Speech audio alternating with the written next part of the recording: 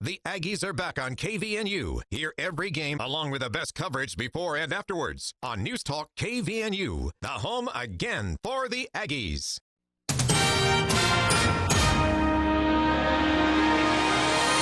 KVNU News Time is 5:03. I'm Bill Walter with this news update brought to you by Logan Extermination. The 2024 Utah Legislature having just concluded their session, Utah Governor Spencer Cox felt it was very productive. It was a very productive session. I like to kind of tease legislators a little bit for their productivity and efficiency, maybe, but they did accomplish some really great things, including the Great Salt Lake and water conservation and making sure that we have the water necessary for our farmers and ranchers.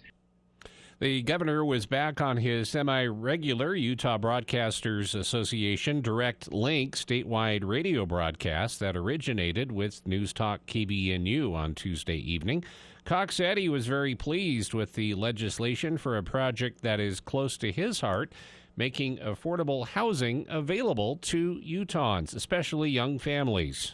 Specifically, our administration's focus on the building of 35,000 starter homes over the next 5 years, so that our kids and grandkids can actually own a home again. These would be homes under $350,000, things that we're just not building anymore. Single family, detached housing. He said he thinks Utah took the biggest step of any state in the nation when it comes to housing attainability. KVNU News Time is 5:04. KVNU weather for tonight. First of all, we do have this high wind warning in effect starting 9 a.m. Thursday till noon on Friday. For northeastern canyon winds 20 to 30 miles an hour, gusts up to 60 miles per hour expected. And there is a slight chance that winds could go even higher, exceeding 70 miles per hour. This is for eastern Box Elder County, the Utah portion of the Cache Valley, also down along the northern Wasatch Front, specifically from Ogden to Bountiful. Some of the strongest winds could be Thursday evening through early Friday morning here in the valley. Other than that, partly cloudy to mostly cloudy skies, mid-20s tonight, very windy tomorrow, but becoming partly cloudy, mid-40s for the high, windy Thursday night, and then on Friday, the wind's still with us, high temperature around 50 degrees. Today, we stopped at 39. It's 37 right now at KVNU. KVNU weather brought to you by Napa Auto Parts. The annual Gold Filter Sale is going on now through March 15th. Best time of the year to stock up on oil and filters at your 5 locations of Napa Auto Parts from Preston to Providence. The bugs love the good weather. I'm guessing you have a bunch of those creepy crawlers waiting patiently to come into your cozy home. Let Logan Extermination take care of those unwanted pests with a monthly exterior spray. Now, for a limited time, they'll spray your home's exterior monthly from April to October for only $65 per month for a 2,000 square foot or less home. Call Logan Extermination before your home becomes enemy territory. Logan Extermination, 752-8450. KVNU News Time is 5:06. A Utah State alum has been hired as the new chief economist for the Utah Department of Workforce Services. Ben Crabb will replace Mark Nold, who is retiring in April. Crabb has worked alongside Nold for the past several years, joining Workforce Services in 2021. He has held the position of regional economist covering Central Utah, Southwest Uinta Basin, Castle Country, and the Southeast service areas, and as the department's research economist. Prior to working at DWS, Crabb was a researcher at Utah State University and worked in sales and marketing at a small manufacturing firm in Cache Valley. Crabb holds a bachelor's degree in anthropology and sociology from Denison University in Ohio and master's degrees in applied economics and bioregional planning from Utah State University. Casey Cameron, executive director of the Department of Workforce Services, said he was excited to have Ben step into the role of chief economist for their department. And crews at Salt Lake International Airport are looking for ways to fix a water leak that flowed into the tunnel connecting two main concourses. While groundwater that came up on Monday has been cleaned up, how it got in is not yet known. Airport officials said the leak caused issues in the tunnel for 3 hours on Monday. A utility corridor was open for travelers to get through while crews addressed the flooding. Water is being redirected to another area while they make repairs. Officials assured the costs do not fall on taxpayers. Nancy Vollmer, spokesperson for Salt Lake Airport, said the funds are generated in a number of ways. She explained airport-generated fees will cover those costs. Still, how the groundwater got in has not yet been discovered. KVNU News Time is 5:08. For more details on these and other stories, visit CashValleyDaily.com. I'm Jason Walton, candidate for U.S. Senate. I'm recording from the Tucson sector of our southern border, and nobody's here. Our government should defend our territory. But President Biden, Mitch McConnell, and career politicians are funding war in other countries while the cartels are waging unchecked war here on American soil. I'm standing up to build the wall, end catch and release, and secure the border. Stand with me. I'm Jason Walton, and I approve this message. Paid for by Friends of Jason Walton for Senate.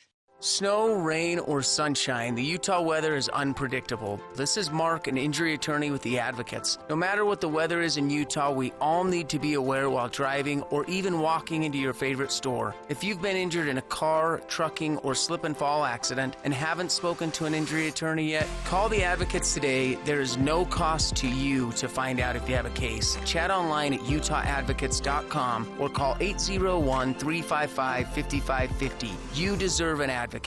Are you in need of excellent surgical care? Budge Clinic General Surgery offers the future of surgery with state-of-the-art robotic-assisted procedures. From cancer treatments to surgical needs, they've got you covered. Call Budge Clinic General Surgery today, 435-716-1950, to schedule a consultation and experience the best possible outcome. Trust Doctors Anderson, Marshall, McKenna, and Peterson, the experts at Budge Clinic General Surgery, helping people live the healthiest lives possible. Coming up on the Thursday edition of the Clay Travis and Buck Sexton Show, now that Trump is the de facto nominee for the Republican Party, what are the numbers telling us about how Biden stacks up in those swing states? We'll also look at how Governor Kathy Hochul of New York trying to blame Republicans for the border disaster. We'll talk about that and more coming up on Clay and Buck. 10 to 1 on News Talk KVNU, 102 FM and 610 AM. I am one of over 40 million Americans with migraine. A migraine is not just a headache. A migraine attack can last for hours or even days, often with sensitivity to lights and sounds or nausea and vomiting. Thankfully, there is help for migraine. Learn more at headachemigraine.org. Now is the perfect time to find out if what you have may be migraine. Visit headachemigraine.org, sponsored by the Coalition for Headache and Migraine Patients. I spent a couple of minutes online to help pay for college. A quick visit online made getting this federal job possible. I logged in to ease my path to citizenship.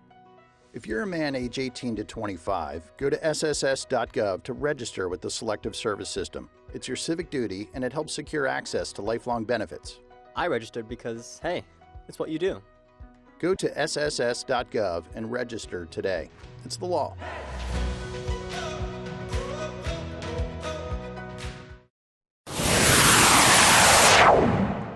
Some loud bragger tries to put me down and says this school is great.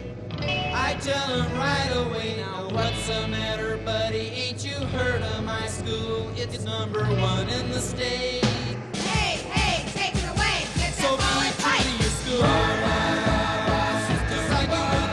Welcome back to KVNU's For the People. Hour 2 of today's show, Wednesday, March 13th. I'm Jason Williams, Bill Walter here in the studio as well. And we're going to jump right in because I guarantee an hour is not going to be enough for our discussion today. I'm excited about this. One of my favorite topics in school, as I was telling our guests, one of the first times I remember actually finding the relevance of my education meet up against my contemporary experience. What I was actually experiencing as a seventh grader, I had this light bulb moment where, like, what I learned in class yesterday actually applies. And it all happened in my social studies. And that's what we're going to be talking about today. Our spotlight on the Logan City School District with our Superintendent Frank Schofield here in the studio. And from the world of social studies, we have with us Candace Mullen and Jason Soffe. And I appreciate everyone being here and making the time to do it. And Frank, do you want to start us off? So for listeners don't know this, but Frank and I talked about this years ago, doing this on a regular basis to help people better understand education in general, but also their, maybe their own child's experience through the K through 12 system, but also what it takes to run a school, to make a school happen, the experience of instructors in the classroom. We've even talked about students' experiences in the classroom with them in the studio, and it's been fascinating. But Frank does all the work. I literally just sit here and wait for him to show up on a certain day of the month. And I want to thank you on air for that, Frank, for putting the work into this and planning these each month. And tell us what you have planned for today. Yeah, so first of all, thank you for the opportunity. I love talking about education. You're not going to find very many teachers who don't like talking about education. And, sure. We're pretty passionate about it. And this monthly opportunity to talk about positive things that are happening in schools and accomplishments of our students and how our teachers support them just really is one of the highlights of my job. As a former, most people think of me as a former Spanish teacher because that was the majority of my teaching, but my primary degree was actually in history teaching. And the best year of my time teaching at Logan High was when I had a portion of my day teaching Spanish, and the rest of the day I taught social studies to English learners. So I got to teach geography and U.S. history and U.S. government to kids who were coming from different countries with different perspectives on government and history and the role of social studies in their lives. So it's something I get really excited about. Over the last couple of years, there have been a lot of concerns in the United States and in Utah as well about the content that is covered in social studies classes and language arts classes. And concerns about are we providing information, or are we exposing kids to information that's too sensitive, that maybe only promotes one side of a narrative? Sure. And even in extreme cases, do we have teachers who are using that as an opportunity to present their personal beliefs and kind of use the classroom as a bully pulpit? And my experience is I work with our social studies teachers and I visit our classrooms, is that we have teachers who are extremely skilled at making sure that as students study history, they are aware of the challenging aspects of the history of our country, and there are many of those, and they're also able to show how people have worked through those challenging aspects to accomplish great things. History is one of those subjects where you get to see the highest highs of human endeavor, people supporting and accomplishing great things, and you also get to see the lowest lows of really bad behavior. Sure. And we get to learn from that. And what do we do to make sure that as we grow and move forward, we stay away from the bad behavior and we promote behavior that gives us all a successful society? So I've asked Candace and Jason to come here, in part so they can just talk about what they do as social studies teachers and share some of their passion for that, but also to talk about the things that they do to lead those discussions of sensitive topics in ways that truly help kids develop the skills to think critically, to explore ideas without using the classroom as a bully pulpit and without saying, well, here's what I think, so here's now what you need to think. Sure. As I've watched both of them in their classrooms and of course, other teachers in our district as well, I often get blown away at the way they help kids think at such high levels and think so critically about really challenging topics, and do so in a way that leaves kids feeling that they're valued as an individual, their positions, their beliefs are valued, and they're growing as an individual as they develop their critical thinking skills. So that's kind of what we were thinking about tonight, and letting Jason and Candace share a little bit more about what they do in the history classroom. I'm so excited for this, and I, where I come at this from, I talked a little bit about my experience there with this social studies, some of the history we learned being the first time at a young age that my real life had connected with the classroom. And that experience changed my entire approach to getting an education for the better.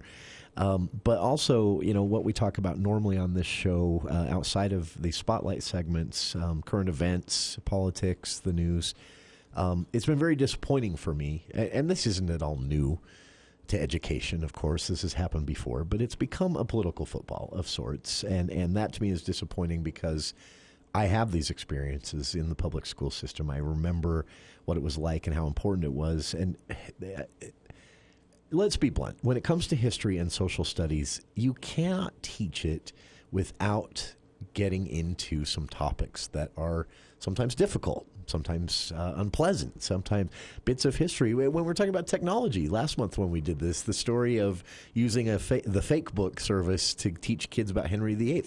You cannot teach about Henry VIII without talking about some uncomfortable things that are unpleasant. That's who he was. So that's where I come at this from. But this is such an important thing to be a part of the overall education experience for each and every child, right? And I assume you're going to agree as instructors of this, but can you talk about that a little bit from your perspective, what it means to impart some of this history and get kids of these ages thinking and talking about it?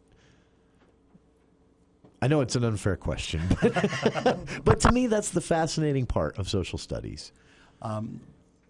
One way I've taught the importance and relevance of history is that it speaks to who we are, right? It's the old Faulkner quote, "The past is never dead. In fact, it's not even the past," right? Sure. The past is always with us. And I use an analogy to family history that, you look at old photos of dead relatives and sometimes you'll say, hey, wait a second, I kind of have their eyes or I have their nose. And when we learn about history, we can learn why the problems that we have them. Sure. What successes we have, what's the promises of this country. And we can learn that sometimes the challenges we're having are nothing new. And we can get some insight into how to overcome some of those challenges. But we also learn a little bit of empathy for others around us and the different points of view that they have. And I hope students can understand that analogy when I tell them that. There should be a reflection of us in all of the things that we're learning in U.S. history. Sure.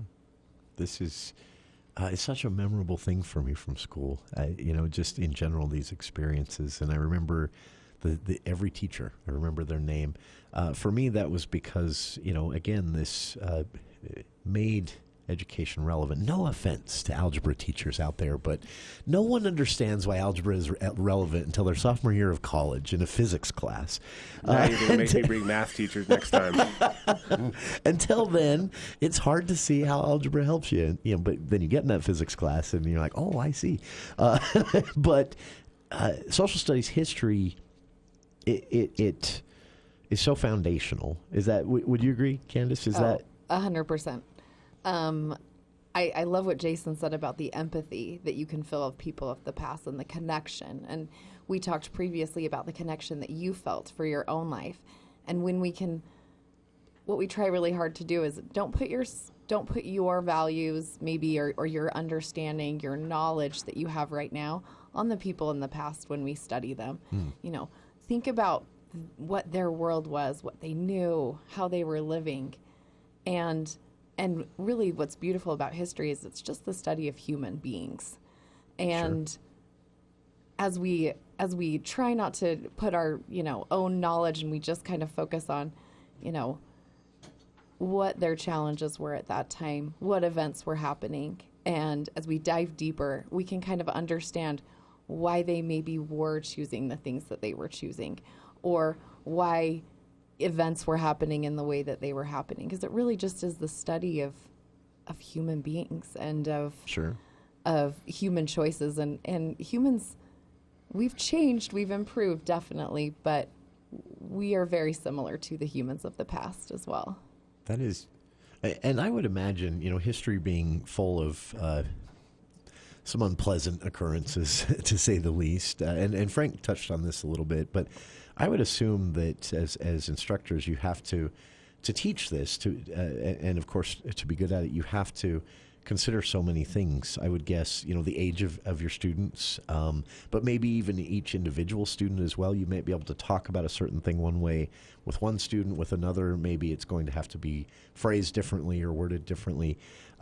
Does that has to make things quite complex when you know you're headed into a topic that wasn't a bright spot in U.S. history or world history, and each student is going to react to that differently, learn about that differently. Can you talk about that a little bit? How do you actually discuss these things with a class of so many different students? Well, and different backgrounds and different experiences. Sure. So many different experiences. I teach primarily the history I teach is European history, which is fraught with drama and not great things that humans did to other humans. Very petty time. Yes. And I mean, we talk about very sensitive topics: religion, colonialism, slavery, imperialism. And I just am very honest with the students, and I say, you know what, we're going to be talking about, for instance, we just talked about imperialism. This topic is hard to hear. It's hard to learn about. You're going to have some of these emotions, and I want you to feel, free to ask questions and to make comments and in a respectful way. And I try to teach them those topics in a very respectful manner. And we look at it almost, I remind our students we're social scientists. So Sure. almost like scientists would gather data from experiments, our data, our evidence is historical events. And so Sure. we look at historical events and we think about them critically, and we make sure also to remember that they're humans doing this, but also to do it in a very respectful way, but also just to say, this is what happened, and because this happened, this happened. Sure. And the hope is that we know these things, and so hopefully we do better in the future, right? Yeah. That would, if you had to state a goal of studying history, right, that is the goal, That right? is To the goal. learn something That from is our the past, goal, right? to improve. This is for you, Jason. Now, Frank had already told me, I'm sorry I've forgotten. What age levels are you both teaching? Juniors and seniors. Juniors and seniors, okay. And I teach sophomores and seniors. Okay. Is there a difference between juniors and seniors, between sophomores and seniors? Is there? I mean, I'm sure there is in curriculum, but if my seniors are listening, I will say the juniors are a little bit more. They're more straightforward. Their college apps aren't in yet. They're much more to the grindstone. More on the line for them, right? And even more the sophomores than the juniors. I think Yeah. they so want they so want your approval, which they're just adorable. I love them so much. Whereas the seniors, they're already cynical. The and seniors are Exactly. very apathetic and also That's amazing, funny. but they're a little bit like, can we wrap this up and we're almost done here, right? That is so another thing that's always been fascinating to me about this is a lot of us I think approach the social studies side of social studies and history as dates on a calendar, a timeline that you memorize and test on and things like that. There's a lot more to this, right? There's a goal here that. And I've always wondered how this is tested and measured. But what you teach and the environment it's taught in, your goal is understanding, which is a very difficult thing to test and gauge, right? So as you approach the curriculum and the courses from that perspective, how do you do it? How do you take a grasp and gauge whether a student has it? That's a great question. And Candace and I are both lucky that we teach AP classes. Okay. And the College Board, kind of heard these criticisms over the years and really revamped their curriculum to be, hey, we know there's a lot of stuff. We're going to give you some skills that we want you to make sure the students know, and we're going to give you a kind of a framework for content. There is not like a list of things they have to know necessarily, but if they can write an essay that argues effectively, they could use whatever material you're giving them from whatever textbook that is, historically defensible. And so they did that for U.S. history in 2015. And by the way, there was controversy when their new framework came out. I remember that. And a lot of it was just because what wasn't in the framework. For example, like some very famous people were not specifically listed, which didn't mean they weren't being taught. It just meant that we're not going to do a list because we trust that the textbooks and the teachers are both in line with kind of the historical trends that are currently happening. But what they wanted is, we don't want to penalize students for not having the right textbook or not having the right list of facts. If they are able to respond to a prompt with a thesis, with good evidence, that makes sense. We're gonna give them credit. So they became less like, this is the list of stuff you have to know, and more, these are the skills we would like them to know. That makes sense, because that would, gauge more a grasp, an understanding of which is the point of studying all of this. And it's perfect, like the application, like you were asking, like Jason was saying, here's the skills we want you to develop, and whatever, historical content that we're going to be testing you on, you use those same skills to read critically, to write critically. Jason has been such a great mentor to me, and he said, the students' writing, and I always remember this, is evidence of their knowledge. That's them writing an essay, or their writing is evidence of their knowledge. And so I always tell that to my students, and I said, listen, you're showing me evidence of your knowledge, of your critical thinking skills, of your understanding of the content through your writing. That is very unique, and again speaks to the uniqueness of this subject, this area of study at these age groups as well, where you different than a college course where you could dig into a very specialized time or event for 6 months and test on that single subject. Both of you are also teaching very broadly on this as well over a year's time, I assume. Does that present a challenge to jump from ancient to to U.S. history mid-semester? I start with the Middle Ages, and I have to get to the present day in a year. Yeah, well, by March or by May 11th when I have my AP test, and so there is just so much content that we have to cover, and so that's when we look at the guide that the College Board gives us, and then we also just, what are the essential learnings that my students need to have, and how do I match those with developing the skills that I need them to have, those critical thinking skills, critical writing skills. That is very... But it is a lot. Man. It is a lot of information. This is... my job is so easy. This is a pleasure to have this conversation. Listeners, if you have questions, always join us. The phone lines are open, 753-5868. Speaking here with Logan School's instructors, teachers of social studies, U.S. history, history in general, everything in between, Candace Mullen and Jason Soffe. Also Frank Schofield, superintendent of the Logan District, with us here as well. Again, 753-5868 if you have a comment or a question, and we'll be back with more after this look at the news with KVNU's Bill Walter.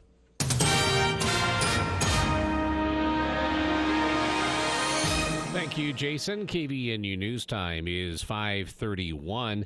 According to the National Weather Service, there is a 60% chance of some easterly wind gusts close or exceeding 60 miles per hour in many areas, prone to downslope winds beginning later Wednesday and lasting through Friday. The National Weather Service has issued a high wind watch, and now it's been upgraded to a high wind warning. That's in effect for a large area of the northern Wasatch Front, including the Salt Lake, Davis, and Weber counties. Specifically for the Cache Valley area, the Utah portion, northeast winds 20 to 30 miles an hour with gusts up to 60 miles per hour can be expected tomorrow from anywhere from 9 a.m. tomorrow till noon on Friday. There is a slight chance of wind gusts exceeding 70 miles per hour. This is mainly along and east of I-15 in Box Elder County and along and east of US 91 in Cache Valley. We'll get more on the forecast here in just a moment. A former bishop in the Church of Jesus Christ of Latter-day Saints who is featured in an Associated Press investigation into how the church protects itself from allegations of sexual abuse was arrested by Virginia police this week after being indicted on charges he sexually abused his daughter while accompanying her on a school trip when she was a child, according to court filings. Police and federal authorities had been searching for John Goodrich after a grand jury in Williamsburg on January 17th found probable cause that he committed 4 felonies, including rape by force, threat or intimidation, forcible sodomy, and 2 counts of felony aggravated sexual battery by a parent of a child. Jason Tatum scored 38 points. Derek White added 24 to lead the Boston Celtics to a 123-107 win over the struggling Utah Jazz Tuesday night at the Delta Center. The Celtics were missing rotation players, Jaylen Brown, Kristaps Porzingis, and Al Horford, but shot so well it didn't matter much. Also, Keontae George for the Jazz scored 14 of his 26 points in the first quarter. Jordan Clarkson tallied 21. Colin Sexton had 20 for the Jazz. They have dropped 11 of their last 13 games. KBNU News brought to you by Roof Rescue. Roof Rescue is your local roofing specialist, dedicated to keeping your home safe and dry no matter the weather. Their team of experienced roofers is here to serve you, providing top quality service at affordable prices. From minor repairs to complete roof replacements, they've got you covered. Remember, your roof is your first line of defense in protecting your family from the elements. So don't wait until the next storm to discover your roof problems. Call Roof Rescue today at 435-999-4268. They're your trusted local roofing experts, here to keep your home safe and dry. Roof Rescue, celebrating 10 years of providing watertight peace of mind. ABC News, I'm Daria Albinger. A Michigan jury is deliberating involuntary manslaughter charges against James Crumbley, whose son Ethan opened fire at his high school in 2021, killing 4. Oakland County prosecutor Karen McDonald during closing arguments. There can be more than one cause of death. James Crumbley doesn't get a pass because somebody else also caused the death of these 4 kids. Crumbley's wife, Jennifer, was convicted last month. President Biden traveled to the battleground state of Wisconsin to announce a new infrastructure initiative. He says it will reconnect communities that were historically divided by past transportation projects. Former President Trump's expected to be in a Florida courtroom tomorrow when his attorneys argue for his federal classified documents case to be dismissed. The NTSB trying to determine which Boeing employees worked on the failed door plug of Alaska Airlines Flight 1282. This is ABC News. KBNU weather, we do have the high wind warning in effect from 9 a.m. Thursday till noon on Friday for northeast canyon winds with gusts up to 60 miles per hour expected and a slight chance of wind gusts exceeding 70 miles per hour. The highest wind gusts are likely Thursday evening through early Friday morning in the Cache Valley. Other than that, becoming mostly cloudy tonight, mid-20s, along with the winds tomorrow, partly cloudy skies and mid-40s, and then partly cloudy, windy Friday, and the high temperature around 50. It's been to 39. It's 37 right now at KBNU. The Best of Northern Utah contest is presented by the Cater Shop Menswear Store, and voting has started. It will go till March 27th. It's time to cast your vote at bestofnorthernutah.com. You can vote once per day in multiple categories. 1,535 nominations this year and over 200 categories to choose from Again, you can vote for the best businesses out there at bestofnorthernutah.com. You can always get more news at cachevalleydaily.com. Here's what some of our patients have to say about how Red River has changed their lives. So before I started at Red River, I was having a lot of stomach pain. I was overweight, severe anxiety. I had been to multiple doctors. We had done tests and no one could find anything that was wrong. And then a friend mentioned Red River and I went and saw him, and it has changed my whole life. I'm sleeping through the night. I have energy for my kids. I've lost 30 pounds. No more stomach pains. I just feel really good. Our goal is to focus on imbalances that are driving your condition or symptoms, not just give you Band-Aid answers. So when a patient comes to our office, we'll sit down with them extensively and go over their blood work to find out the underlying imbalances driving their symptoms.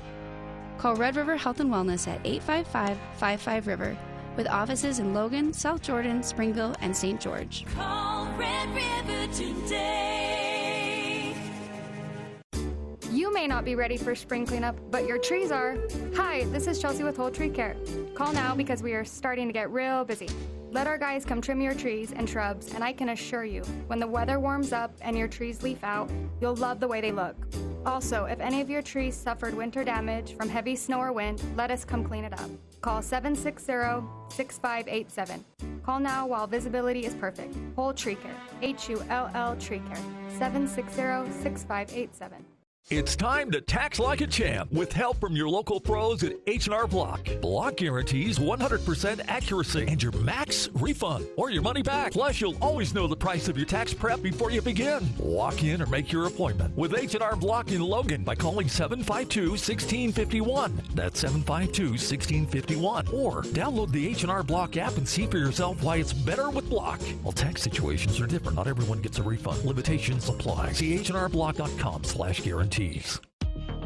Spring will get here, and when it does, those old rusted-out vehicles need to be moved. Call DD Auto and Salvage and let them pay you for that junk vehicle. DD Auto and Salvage makes it easy and fast to get rid of your junker vehicles, paying you the most money possible.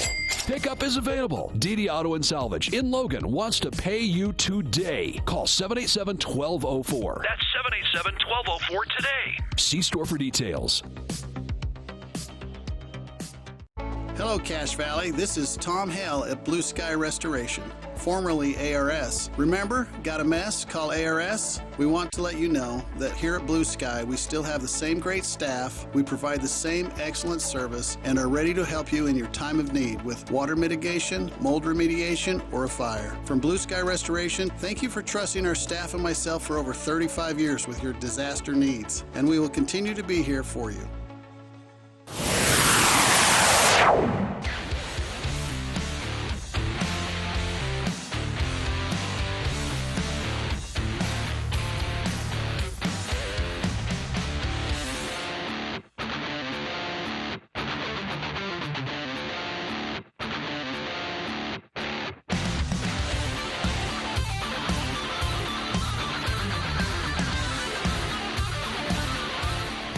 Welcome back to KVNU's For the People.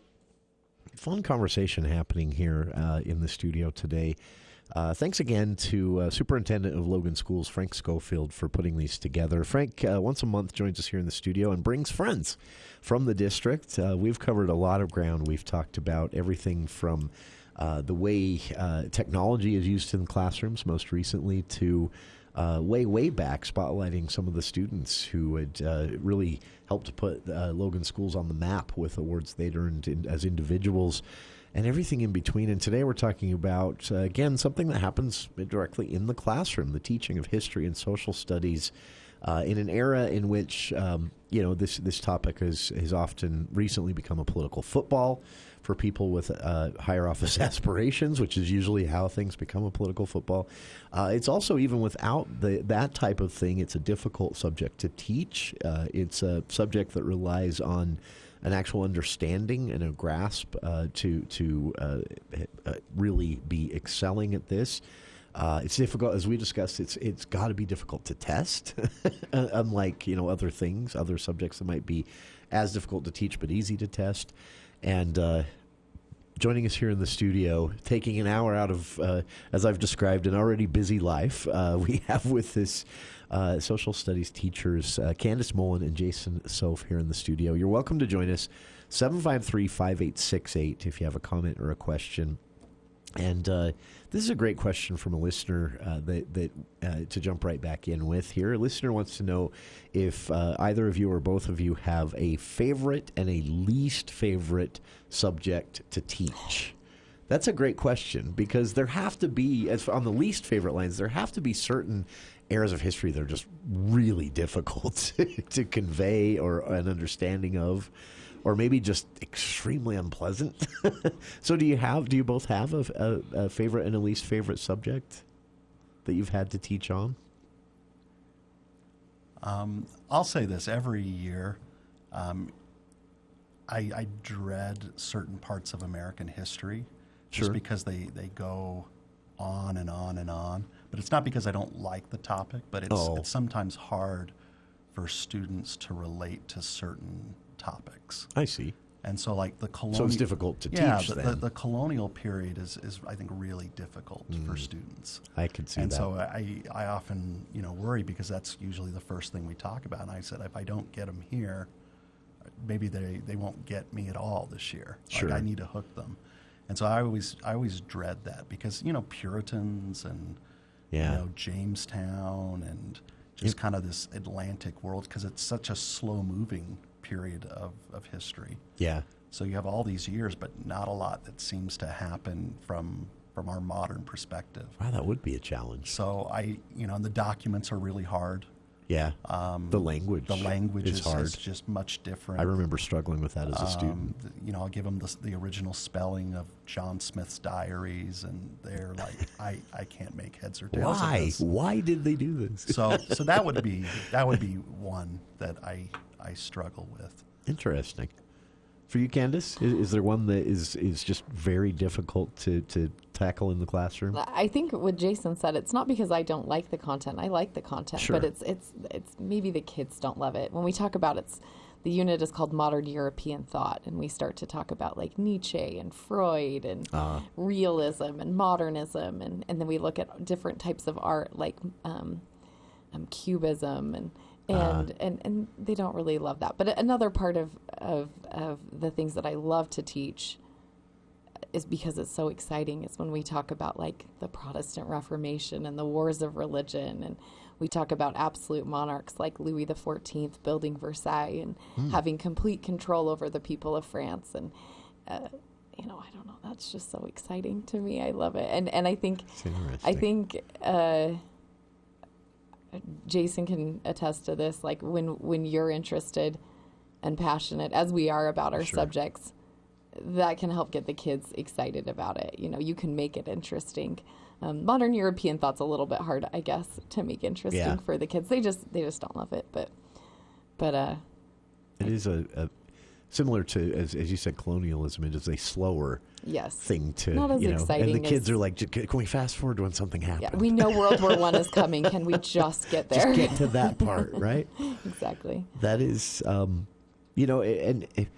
in reverse, again, trying to look at this as a student, I remember experiences I even remember it was Mr. Atkins, U.S. History, Mountain Crest High School. For those out there who attended at the same time, you know what I'm talking about. If you could sketch a history teacher, it was Mr. Atkins. He just, but he was so passionate about it. And I remember at a certain point, we scrapped a big chunk of the planned calendar of the curriculum of the class because we watched All Quiet on the Western Front, and a bit of a discussion and debate broke out in the classroom between students. Not an argument, but an actual this or that. And I remember him just kind of bringing everything to a halt and saying, okay, we're going to spend some time on this because this is so important. And I didn't understand at the time what he meant. I thought he meant the topic. But I realized in hindsight what he meant was the discussion we were having and what we all took away from different things. And what it came down to was basically this, at the end of all this was Germany mistreated? And did that possibly lead to or contribute to World War II? and the rise of Hitler's power. And I remember at the time this seemed so, like, should we even tell our parents we're talking about this in class? It seems so controversial, But looking back as an adult, wow, that was such a relevant week in my education to understanding the world and the connectivity of all this. And that's what, of course, similar to on social media, everyone's trying to make something go viral, but you can't really plan it. You just hope it happens. Is there an element of that for both of you in the classroom where you're shooting for that moment when the light bulbs go on, the connections are made and all of that, but you can't necessarily force it, right? How do you approach that? How do you increase the opportunities for those light bulb moments with your students? Is there a way to just keep the doors wide open? I think making it relevant to them. We talked a little bit about this is what maybe these people did in history.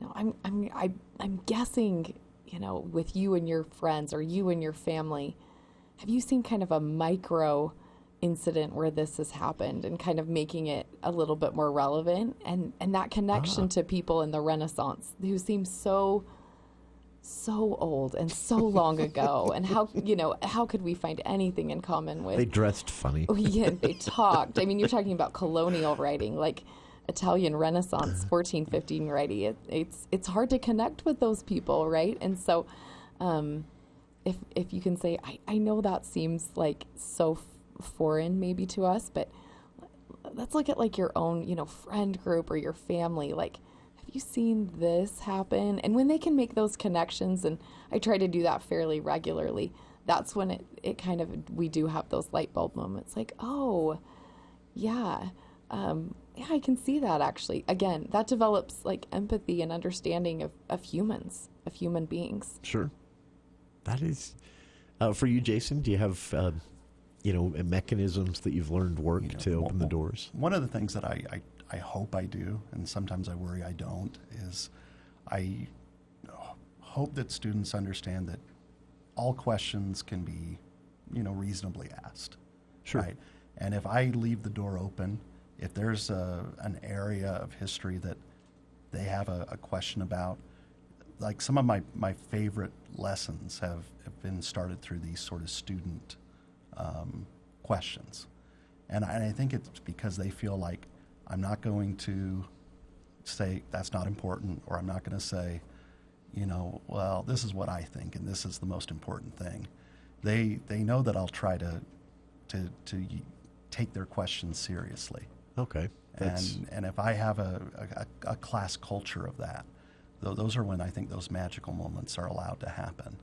But if students don't feel like they're able to ask questions, or their questions are stupid, or they won't be treated with the seriousness that they're asking them, that makes sense. So this is because I can imagine, with the nuances around, just say historical figures, you have some really horrible people in history that did atrocious, monstrous things, who also on some random Saturday did something good.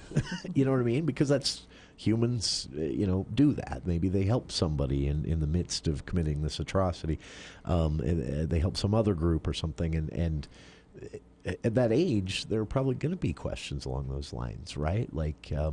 Trying to understand who these people were. The nuances, I would assume, are really an area of curiosity. Yeah. A student will ask, why was there slavery? I've had that question before. Sure. And that's a really, really good question to ask. Sure. Not a lot of really good answers. Yeah. Nothing that's really satisfying that takes away the hundreds of years of the experience. Sure. But it's something that we can examine. We can look at documents. We can see the economics, because it's largely an economic answer. Sure. Yeah, there's a lot of money in it. Yeah, exactly. Basically. But there's we could. There's an otherness. There's a religious aspect. There's a lot that we can do that. But that's a really honest question from a student, and that makes sense. We try not to beat around the bush, but we also don't want to ignore it. Mm-hmm. We want to address it, and we certainly want to make sure that we're not painting the people of the past as these horrible monsters, because they're not. Sure. They're a product of their time. Yeah, right? They are a product of their time, And if they can understand why a reasonable person would do this or believe this, you know, they can better understand the past and maybe how we've improved as human beings. That's interesting. You know, this ties in. There's a concept referred to in politics, referred to as othering, where if you can other a historical figure or a recent event as monstrous and different than the human experience, then you can separate it and learn nothing from it. And that's a convenient thing to do. In history, we have to remember that some of the darkest figures in history were also a lot like us. They ate breakfast. They had their favorite things to do, least favorite things to do. They had family. They had friends. They had a social life. And history is part of conveying that as well, right? That monstrous things have happened, but human beings, all of us are you know, a part of this. That's uncomfortable a little bit, right? Yeah. For even young ages, but I would assume parents of students as well. Yeah, and I think like going on foot of what Jason said, making sure our classrooms are a place of safety, that they feel safe asking questions, they feel safe taking risks, they feel safe making mistakes, and failing. And you know, we have the privilege of teaching AP students. We teach regular classes as well. I teach U.S. government as well, and all along the way, students make mistakes. Sure. And so making sure that our classroom is a safe one, and I always remind them, because you know, especially the AP students, they just like beat themselves up, like, ugh. And I said, no, guess what? If you didn't make those mistakes, I wouldn't have a job. So that's right. It's literally our job to teach you. Like, it's okay that you don't know this information. I think why I love teaching history, and hopefully why Jason is like you said, it's because it is about humans. And so if we can connect our students with the humans of the past, the emotions, the actions of the humans of the past, they can find relevancy in their lives and in politics today, make those connections. If I could build on that a little Sure. bit, going back to kind of what you said before, Jason, about, you know, overcoming or getting past all of these negative, you know, terrible things that have happened. One of the great things about studying history is you also get all of the illustrations of people who have done amazing things. Yeah. For every historical supervillain, there's a Jane Addams, an Abraham Lincoln, a Frederick Douglass, a Robert Smalls. You have these historical superheroes, and those are the people who we look at and we view them as inspiring examples, because not only did they overcome a challenge, but they did something to make the world better, not just for themselves, but for others. And to me, that's one of the powerful things about history is we have the examples of people who made the world a better place, and they showed us how to do it. Sure. And some of them, I mean, were legitimate trailblazers, and they figured out the way to do it. Yeah. But they showed us how you make lemonade out of lemons, or something even worse. That was, and I love that part of history, is being able to show those examples and say, look what this person did. Now, what can we learn from that, and what can we then go out and try to do that's similar? And also, you know, for me, again, my experience with this, learning that some of these historical heroes for their accomplishments, learning that, you know, they were flawed people just like us. They were boring people just like Frederick Douglass was extremely boring as a person, as his personal life. He was like me. He was somebody who probably liked to sit at home and not answer the phone on weekends. I love learning things like that about them. Martin Luther King, a very flawed individual that struggled with some aspects of his personal life, and yet, you know, made ways for great, important change. That is the fun part of this, I think. Man, a pleasure to get a little insight into how this is taught in the classroom and your experiences as teachers. And for listeners, again, our guests here in the studio, Candace Mullen and Jason Soffe, and Superintendent Frank Schofield of Logan School District joining us here to talk social studies, the teaching of history, and more. And we'll be back right after this. American energy is under attack. Joe Biden has waged a war on American natural resources and made it harder to produce affordable, reliable, and clean energy right here in Utah. Our energy prices are already going up. Biden's policies will make it worse. But Republican John Curtis has our back. There is no greater supporter of unleashing American energy than John Curtis.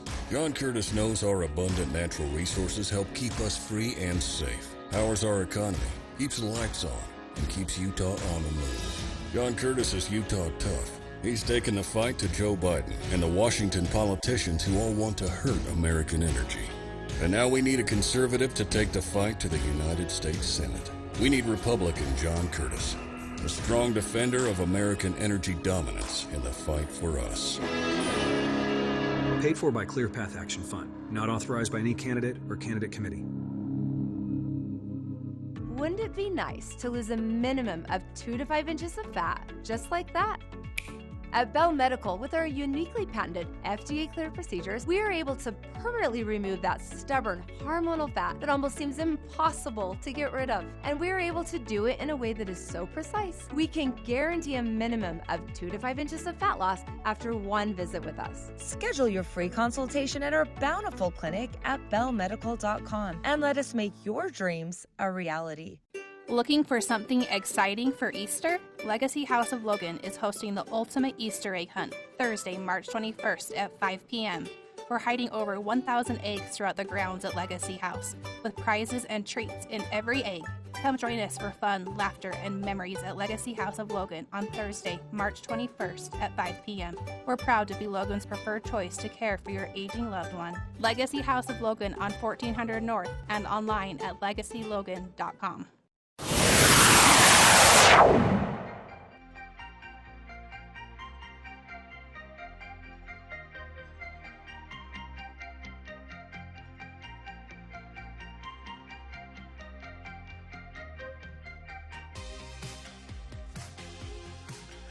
Welcome back to KVNU's For the People. I lost track of the clock because our conversation has been so fascinating. So, Frank, any final words on this as we wrap up here? Just to say I appreciate Jason and Candace coming because they are 2 illustrations of exactly what teachers across our district do every day. They're working to help students learn information and develop an understanding for themselves that allows them to develop their own perspectives and ideas on stuff that allow them to then apply it and move forward successfully. So the point of it I all, appreciate right? them being here. I do as well. Jason and Candace, it's been a pleasure to meet you and have this conversation. And for parents out there especially, I hope this was useful. Obviously, if you have more questions, Logan School District is always open to interact with parents on any level. So reach out. And